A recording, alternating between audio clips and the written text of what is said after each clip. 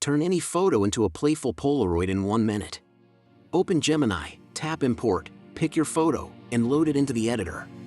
Select the Polaroid preset, then set the style option to scribble for playful edges.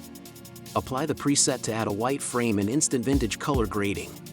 Close up, nudge the border width, pick off-white paper tones, and center the crop. Tap Compare for a fast before and after of the original versus the Polaroid look. Dial in grain for subtle film texture, reduce clarity slightly, and deepen the vignette. Add a caption in the bottom white area, choose a handwriting font, or draw a scribble doodle. Use split screen or swipe comparison to fine-tune color, contrast, and paper tone together.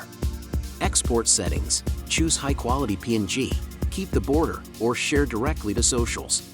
Pro tips: try warm shadows, a light fade, and one-click preset variations for instant variety. Ready? Open Gemini now, try the Polaroid scribble effect on any photo, and share your favorites.